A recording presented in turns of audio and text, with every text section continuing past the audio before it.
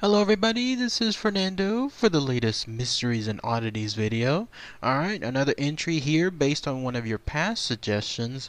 This one having to do with a very interesting object that to this day still remains quite a mystery as to what it is. Now there's some evidence that truly points it to being just something normal, just something man-made, if you do not consider some of the extraordinary stuff that this thing apparently does on its own. So if you leave that stuff out, then yes, it definitely points to it being just 100% man-made. But after you hear this information, it's up to you to decide then, is this truly one case of it being something out of this world, or is it truly just something that's misinterpreted, something that was made by humans, but because of the way that these things and rumors go rampant, then it's something else entirely different. And it has to do with this. You're looking at it now. It's called the Betz Mystery Sphere, and here's all the information associated with this unique object. So what was, I say was because apparently it's not nowhere found anymore, this Betz Mystery Sphere? Well, it was a sphere that was found on the property of a family called Betz, a B-E-T-Z, and hence the name of the ball itself. And the way it occurred was you have to go back to 1974, March 27 to be exact, for the genesis of this. So on that date, there was a small brush fire on the property that the Betz family had. It was a pretty big property. I think it was like around 80 acres or so. This was located there in Florida, specifically in Fort George Island. And they were there just making sure that the brush fire, everything was good with it. Like, in other words, it wasn't running rampant. When lo and behold, that's when they saw somewhere within some of the heavy, I guess, foliage or the swampy land there, this thing. It was described as just a metal-looking ball or sphere that was just lying nondescript within the ground itself. This was found by both, in this case, Antone and Jerry Betz, and their son Terry, who all saw this and then started analyzing it. This was something that that the way it was described was as follows. It was a bright metal globe. It's about the size of a bowling ball, quite heavy in fact, as it's been described as being about let's say 22 pounds or so, so a little bit heavier than your average bowling ball as well. But there it was. Whether they thought that it was something like it was the cause of the brush fire or it just happened to be there, they still don't know the answer to specifically. But at least with regards to the brush fire, it did point them to this direction. So they just decided to take it home for whatever reason. Maybe it was something involving a collectible item, just something out of the blue that necessarily didn't look dangerous at all, and so they just took it and then just placed it home. Now what followed afterward though was the activity I was mentioning earlier, the very, very mysterious activity that makes you wonder, is this truly what it is? And in this case, here's what had happened. At first, nothing really was occurring with the ball itself. It was just there within the home. The Betzes just were living their lives, but then they started to see and have some strange things happen around it. For starters, there was music that seemed to play from the actual ball. Like, no, obviously no music was playing around anywhere else within the home, and yet this metal sphere started to resonate its own music.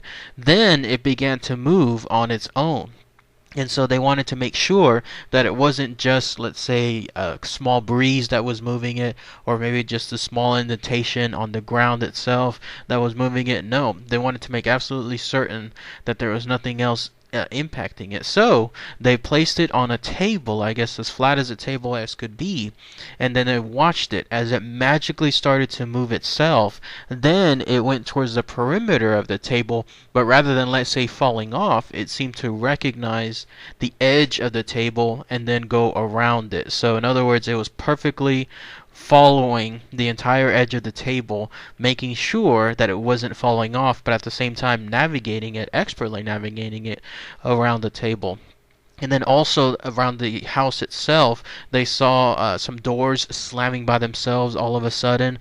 Along with the music that they were hearing, there was now organ music that seemed to come about through the home, even though they didn't have any kind of organ or anybody playing organ music themselves. And then they also seemed to have just these weird other things happen. I think the ball seemed to have some radio frequency, something that was playing either within the ball or around it, but it was this mysterious radio sound, something that was just emanating from it. And so that was enough. These Betzes and the family, they just decided that this was going to be something beyond them. So they contacted all the newspapers surrounding them because they wanted to showcase this to the media, and they wanted to see if anybody who happened to see this information could point them out towards the right direction on what this was, where it came from, whatever was the case. There was one of the photographers from the Jacksonville Journal that went to their location. He was immediately a skeptic, and naturally so. I mean, one would think, okay, this is just a family trying to get by on, let's say, making some publicity, making some money, whatever was the case. And so they showed him the ball, and he saw that this was a sphere that suddenly started rolling itself. But he was like, so what? And so they told him, just wait a minute. And then that's when the ball itself rolled to a stop about 4 feet away, and then it turned. Like, imagine a sphere, you can see it turning as it stopped. So it stops, turns, and then moves forward, stops, turns again, rolls to the left. It did this for about another 8 feet. Then it made one big arc, and then it went and it rolled straight to the photographer, and then it stopped right there. Clearly, though, this was something that got this photographer's attention, because this was not anything involving, let's say, the ball just following some kind of indentations on the ground. No, these were pre-planned. These were items and turns and directions that had something intelligent to it, nothing that it was just completely 100% by accident. So word spread. There was a media frenzy surrounding this ball. There were a lot of people that came by to try to see what was going on. Some people that came by, they were thinking that there was something like a powerful magnetic field that was associated with the ball. Others were stating that could explain why it was a radio signal. They even sent the ball to the U.S. Navy. There was a base nearby their residence to try to examine it, try to see what could it contain. They did a detailed examination of it. Sure enough, they found that this ball, regarding a metallurgical test, was a high-grade form of stainless steel.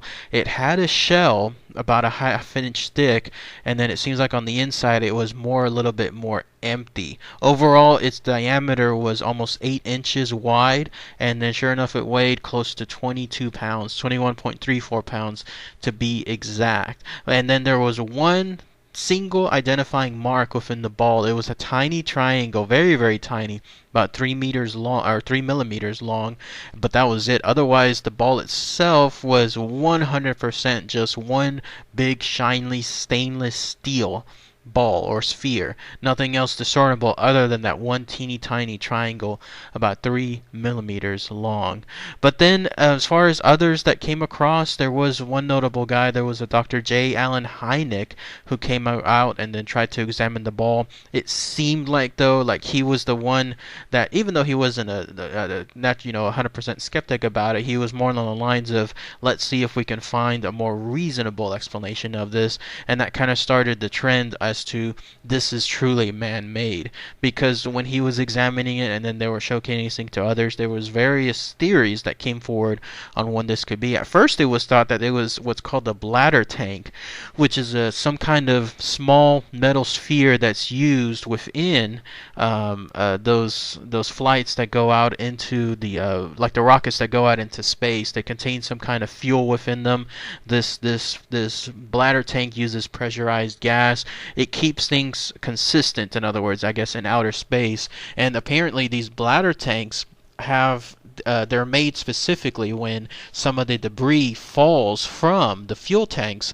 They fall in a specific manner so that way they in turn get burned up in the atmosphere. But these bladder tanks are known to survive those re-entries. So when that happens, then they just happen to land within certain parts of the Earth, and then every now and then there's going to be some people that come across them So it was thought that it could have been the bladder tank, but no, it seems like it's not, because these bladder tanks are a little bit larger than what the Betz Sphere was, and so that was something that was ruled out. Then it was suggested that this could actually be a Russian satellite, a Sputnik satellite. You've seen these pictures like you're looking at one now, which also seems to match it. Most people pointed to that because of the radio signal that this metal sphere seemed to transmit, but that nothing else really pointed forward like further evidence, because there was no antenna, nothing like the little teeny tiny places that showcase like where these antennas were originally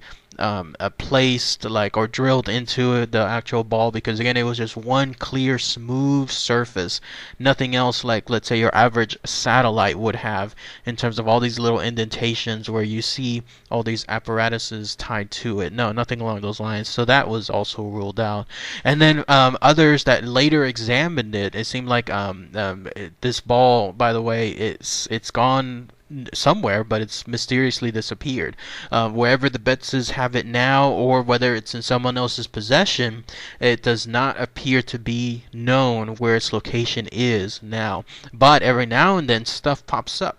Like people will state, like some website will come up and then re-examine this, and then others will see it for the first time and think to themselves, oh, I have something like that. Such was the case here. 15 years after this story occurred, there was a report on the Palm Beach Post that showed up, and there was a lady there, Lottie Robinson, who saw it, and then she realized, I have something like that. I have something very, very similar. In fact, it was sitting in her garage for a very long time, over a decade.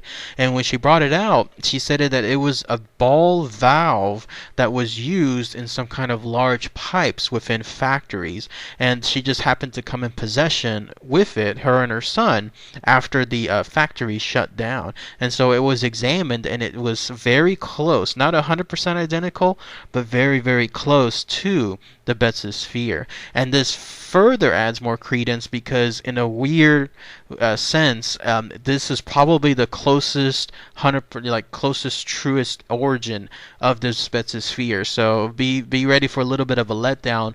But there was someone else that stated, you know what, I've seen that ball before, and I've seen multiple metal spheres just like that, and it has to do actually with it's going to sound weird, but it has to do with a work of art that was standing in front of a hotel.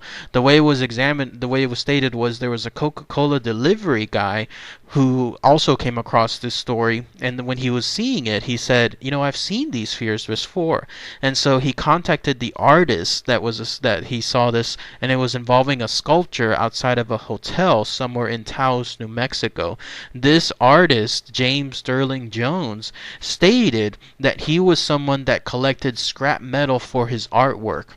I guess he was hired by firms, by locations, whatever is the case.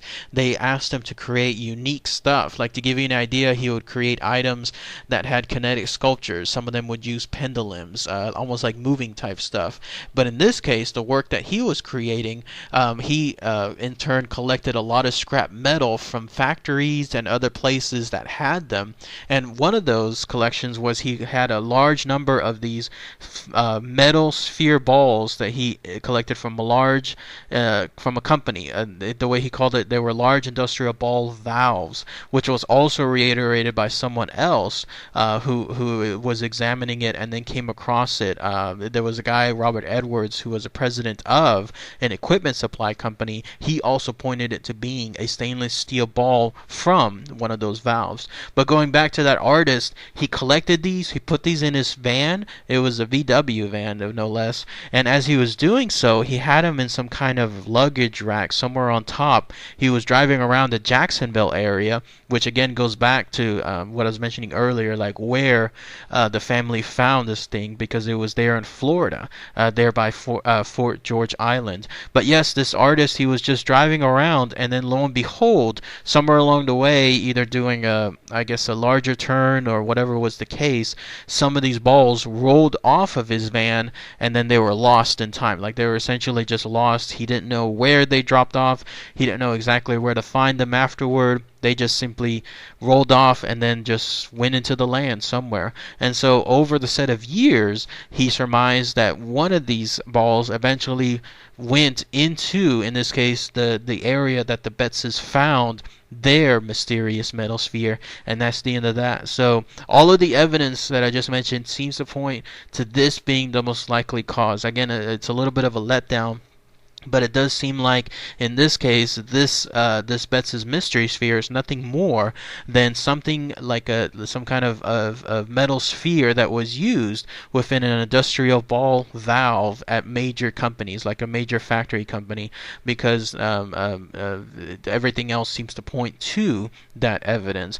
But what it doesn't point to was that mysterious activity I was mentioning earlier. All the stuff involving like the metal ball sphere just moving on its own, twisting and turning, stopping at specific points, recognizing in this case edges of tables, emanating organ music, doors being slammed on their own, all that stuff.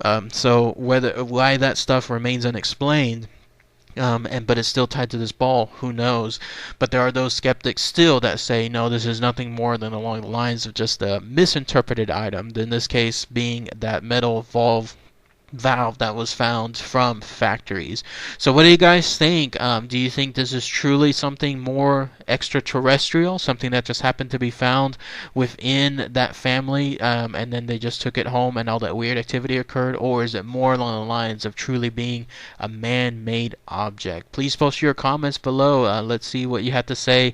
I'll be interested to see where things fall involving those sides. Who knows though where that all that mysterious activity that happened in their home, could that just be something separate? Could that just be something else that's more happening along the lines of their home, like paranormal, but that is by pure happen chance? People think it's more along the lines with associated with the ball. That's up to you to decide. So, but that's it. That's really all the information tied to this mysteries and oddities video. If anybody has anything else I might have missed, please post those comments below. That would be great to hear. So, all right, everybody. Thanks again as always. Take care.